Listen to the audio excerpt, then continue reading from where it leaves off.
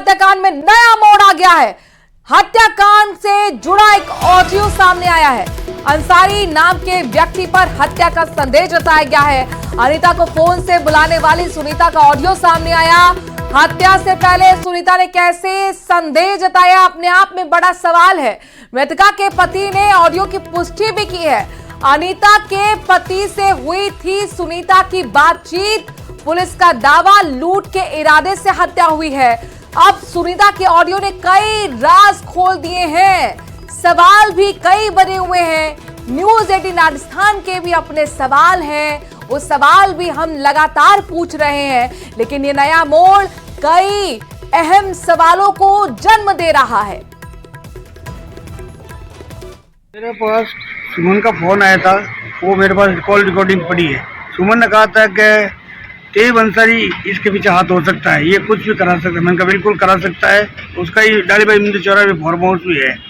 तो सुमन ने कहा मैं तेज अंसारी को करूंगी और वो मेरे साथ भी कुछ भी कर सकता है। अगर 4-5 दिन मेरे साथ कुछ हो जाता है तो उसकी सारी जवाबदारी तेज अंसारी की होगी। ये मैंने कहा ठीक है, आप एक काम करो, FIR दर्ज करा दो, पुलिस को कह दो जाके कि मेरे को इससे जान से खतरा है। और तुम खुद लिख लो और लिख के रख लो तुम्हारे पास में लेटर पेड में कागज में कि मेरे दरमियान कुछ होता है करता है 4-5 दिन में, उसकी सारी जवाबदारी तेज अंसारी की है। कि इनके सबके पीछे इसका तेज अंसारी का हाथ है। चंद्रशेखर हमारे संवाददाता इस खबर पर ज्यादा जानकारी के साथ जुड़ गए हैं। चंद्रशेखर, अब ये नया मोड़, नया एंगल, सवाल ये है कि तैयब अंसारी कौन है? देखिए, बात करें तो तैयब अंसारी को लेकर जो सवाल सामने आया है, जो ऑडियो सामने आया है, इसमें सबसे बड़ी बात यह है कि जो अनीता की हत्या हुई, हत्या के होने के बाद जो शव नहीं मिला था, जब तक पुलिस की नजर में या परिवार की नजर में उसकी गुमशुदगी दर्ज थी, उसे गुमशुदा माना जा रहा था, तब सुमन यानी कि सुनीता जो है सेन, उसने अनीता के हस्बैंड को फोन किया और कहा कि उसके साथ गलत हो गया है, अगला नंबर मेरा है। आखिर इस बातचीत में इतने सारे राज छुपे हैं जो इस हत्याकांड से जुड़े हुए हैं। चूंकि पुलिस का ये कहना है कि जो प्रथम दृष्टया ये माना जाता है कि लूट के इरादे से जो हत्या की गई है, उस थ्योरी पे कहीं ना कहीं ये ऑडियो पूरी तरह से जो है उस थ्योरी को नकारता हुआ नजर आ रहा है। चूंकि इसके पीछे कोई गहरी साजिश या कोई गहरा कांड छिपा हुआ नजर आ रहा है। क्यों आखिर सुनीता को ये शक हुआ कि अनीता की हत्या कर दी गई है? क्यों सुनीता को ऐसा लगा कि मेरी भी हत्या हो सकती है? कहीं ना कहीं जो एक बड़ा गहरा राज है, जो एक पर्दे के पीछे हमारे दर्शकों को बताइए ऑडियो में क्या कुछ कहा गया है सुनीता की तरफ से। के हस्बैंड को फोन किया और फोन करके कहा कि दीदी का फोन बंद आ रहा है, मुझे ऐसा लगता है कि तैयब अंसारी ने उसके साथ कुछ गलत कर दिया है। इसके बाद वो कहती है कि मेरे साथ भी कुछ गलत हो सकता है, अगला नंबर मेरा है।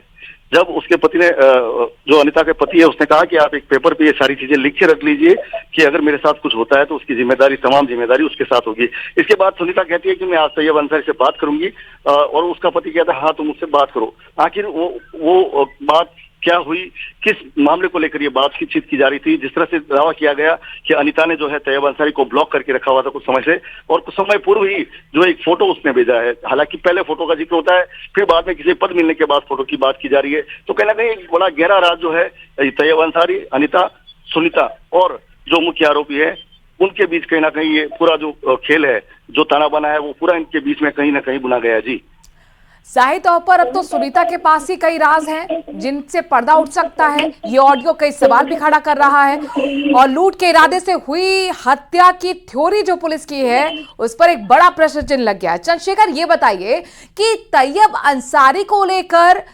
अनीता के पति का क्या कहना है? आखिरकार क्यों अनीता ने तैयब अंसारी को ब्लॉक किया था? देखिए, बताया जा रहा है कि जब अनीता ने शुरुआत में जब ब्यूटिशियन का काम शुरू किया था, तब से दोनों के बीच जो है अच्छी दोस्ती थी, दोनों एक दूसरे से परिचित थे, लंबे समय तक जो है इनकी बातचीत होती थी। हालांकि कितना क्या था इसको हम जो पुष्टि नहीं कर सकते, लेकिन अनीता के पति का ये कहना है कि तैयब अंसारी और अनीता दोनों आपस में एक दूसरे से परिचित थे और लंबे समय तक परिचित थे। लेकिन अगर बात करें तो इसमें इन दोनों के बीच में सुनीता की जो है तैयब अंसारी के साथ कब जो है ट्यूनिंग बैठी, कैसे उसका परिचय हुआ और सुनीता का क्या संबंध जो है तैयब अंसारी से रहा है, और सुनीता को ऐसा क्यों लगा कि तैयब अंसारी ऐसा कर सकता है? कहीं ना कहीं बात करें तो ये एक सारे तमाम राज के जो पर्दे हैं वो जो है जब वो मुख्य आरोपी गिरफ्तार होगा या पुलिस जब जो फोन, जो अभी तक जो सबसे बड़ी बात जो फोन है अनीता चौधरी का और मुख्य आरोपी का, वो जो है पुलिस बरामद नहीं कर पाई है। हो सकता है फोन में कोई बड़े राज है या उनके मन में बड़े राज है। अच्छा, ये बताइए चंद्रशेखर कि गुलामुद्दीन का तैयब अंसारी से कोई कनेक्शन है? देखिए, बात करें तो गुलामुद्दीन और तैयब अंसारी, जिस तरह से अनीता चौधरी और तैयब अंसारी जो परिचित थे, तो उनका परिचय गुलामुद्दीन से भी था। चूंकि उसके ब्यूटी पार्लर पे उसका आना जाना रहता था, तो कहीं ना कहीं कोई ना कोई लिंक उसके साथ ही बैठा था। और चूंकि जैसा कि पुलिस बता रही है कि गुलामुद्दीन को जो है पैसे की जरूरत थी, तो अब उस पैसे की जरूरत को उसने लूट के इरादे से पूरा किया या कोई दूसरा सोर्स है, जो सुपारी किलिंग की जो एक थ्योरी सामने आ रही है, तो वो तरीका रहा होगा। तो उसको लेकर जो है अब पुलिस जांच में जुटी है। हालांकि डीसीपी राजर्षि वर्मा का कहना है कि अभी तक हमारे पास ऐसा कोई ऑडियो नहीं आया है और जिस समय ऑडियो आएगा तब हम उसकी जांच करेंगे। जी चंद्रशेखर, लेकिन ये ऑडियो आया कैसे सामने? आप जाहिर तौर पर परिजनों से भी लगातार बात कर रहे हैं। सुबह भी परिजन लगातार पुलिस की थ्योरी पर सवाल ही खड़े कर रहे थे। वो कहते कि अगर लूटपाट करनी थी तो जाकर दुकान पर लूटपाट हो सकती थी। कर्जा निपटाने के लिए, लूट करने के लिए कोई घर पे क्यों बुलाएगा, और वो भी इतनी निर्मम तरीके से? श्रद्धा जैसा हत्याकांड की यहां याद ताजा हो जाती है। 6 टुकड़ों में यहां पर आप सोचिए हत्या कर शव को ठिकाने लगाया गया। चंद्रशेखर, देखिए, ये बात ठीक है कि जिस तरह से यदि कोई लूट के इरादे से हत्या करता है और उसने प्री प्लानिंग कर रखी थी, पहले से घर के बाहर जो 10 फीट का गड्ढा खोद रखा था, घर पे इत्र लेके आया था वो, ताकि उस पर जो लाश को निपटाने के लिए उसकी बदबू ना आए, उसके लिए इत्र भी उसने डाला था। सबसे बड़ी बात करें तो जब रिवेंज का भाव होता है तब इस तरह से निर्मम हत्या की जाती है, इस तरह के टुकड़े टुकड़े किए जाते हैं। तो किसका रिवेंज था? क्योंकि जो गुलामुद्दीन था उसका तो मोटो ये बता रहे हैं कि ये लूट का इरादा था, तो उसका कोई रिवेंज इसमें नजर नहीं आता है। सबसे बड़ी बात अगर करें तो जो तैयब अंसारी है उसका नाम लगातार जो है इसके परिवार द्वारा, जो है अनीता चौधरी के परिवार द्वारा लिया गया है। हर बार जो हत्या की आशंका जताई। अच्छा, एफआईआर में तैयब अंसारी का जिक्र है? बिल्कुल, एफआईआर में जो है तैयब अंसारी के द्वारा हत्या कर देने और बलात्कार करने का भी जो है कहीं ना कहीं अंदेशा जताया गया है। और साथ में सबसे बलात्कार का अंदेशा जो परिजनों की तरफ से जताया गया, उसको लेकर पुलिस क्या कहती है? देखिए, पुलिस से जब हमारी कल बात हुई तो उन्होंने ये बताया कि चूंकि मेडिकल रिपोर्ट अभी तक नहीं आई है, पोस्टमार्टम अभी तक कराया नहीं गया, क्योंकि परिजन जो है धरने पर बैठे हैं। परिजन इस बात पे अड़े हुए हैं कि वो पोस्टमार्टम नहीं करवाएंगे, शव नहीं उठाएंगे। लेकिन बात करें तो एक चीज तो स्पष्ट हो चुकी थी कि परिजन का ये कहना है कि जो कपड़े वो पहनकर घर से निकली थी, वो कपड़े जो है लाश पर जो लाश बरामद हुई उस पर नहीं पहने हुए थे, यानी कपड़े चेंज किए गए।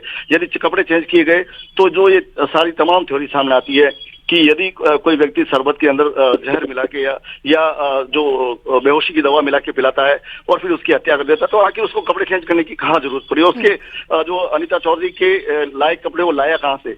तो कई ऐसी चीजें हैं तो जिनका सवालों का जवाब अभी सामने आना बाकी है। लेकिन फिलहाल अगर बात करें तो पुलिस लगातार 3-4 सुनीता का अनीता से क्या संबंध है चंद्रशेखर, ये भी बताइए। और ये ऑडियो कैसे हाथ लगा, कैसे पहुंचा है, जिसकी जिक्र हम लगातार कर रहे हैं, जो कई सवाल पुलिस की थ्योरी पर भी खड़ा कर रहे हैं। देखिए, बात करें तो अनीता चौधरी ब्यूटिशियन थी और सुनीता सेन है, वो भी जो है पहले अनीता के पास काम करती थी और फिर उसने अपना अलग से ब्यूटी पार्लर खोल रखा था। अगर बात करें तो अनीता चौधरी जो सुनीता सेन जो है वो लगातार जो है ब्यूटिशियन का काम करती थी, अनीता चौधरी भी ब्यूटिशियन का काम करती थी, दोनों का आपसी तालमेल था। और ये जो ऑडियो है वो उसके पति द्वारा जो है उपलब्ध करवाया गया है, जिसकी बात उसके पति से हुई थी, सुनीता सेन की, यानी जो सुमन है उसकी बात उसके पति से हुई थी, उसके पति द्वारा ये ऑडियो उपलब्ध करवाया गया है। जी, तो क्या ये ऑडियो पुलिस तक पहुंचाया गया अनीता के पति की तरफ से? देखिए, पुलिस इस बात को नकार रही है कि अभी तक उनके पास ऑडियो नहीं पहुंचा है। लेकिन आप परिजनों से भी बात कर रहे हैं, मैं बात सुन रही थी, तो अनीता के पति का क्या कहना है? अनीता के पति का बिल्कुल ये कहना है कि ये ऑडियो उनके पास है और ये बातचीत उनकी हुई है। इस बात को उन्होंने स्वीकार किया कि तैयब अंसारी को लेकर जो है सुमन सेन की बात हुई थी, वो उसका ऑडियो, इस ऑडियो की जो है उसके पति ने पुष्टि की है। जी, पुष्टि की है, लेकिन ये तो बड़ा सबूत साबित हो सकता है, ये तो एक बड़ा यहाँ पे टर्निंग पॉइंट है इस पूरे मामले का। तो क्या उनकी तरफ से सबूत के तौर पर पुलिस को ये सौंपा गया ऑडियो? जिस तरह से पुलिस इस बात को नकार रही है कि हमारे पास ये ऑडियो नहीं आया है, तो निश्चित तौर पे कहीं ना कहीं जो है या तो नहीं सौंपा गया होगा या अब जो है ये सौंपा जाएगा। चूंकि फिलहाल एफआईआर दर्ज करवाई गई, कोई भी सबूत उनकी तरफ से उपलब्ध नहीं करवाया गया। इसके बाद वो धरने पर बैठ गए थे, तो अब निश्चित तौर पर पुलिस इस ऑडियो को लेकर जो है जांच करेगी, पूछताछ करेगी और कई चीजें सामने आने की उम्मीद है। ये भी है कि परिजन जो अनीता के कुल मिलाकर बेटे हैं, इकलौता बेटा राहुल से भी आप बात कर रहे थे, वो लगातार ये कह रहे थे हमें न्याय चाहिए और हम पे दबाव बनाया जा रहा है पुलिस की तरफ से कि आप जल्दी अंतिम संस्कार कर दीजिए, पोस्टमार्टम करा दीजिए। आखिरकार पुलिस किस चीज से डर रही है? अब सवाल तो यहाँ पर ऑडियो के बाद और भी ज्यादा खड़े हो जाते हैं पुलिस की कार्यशैली पर।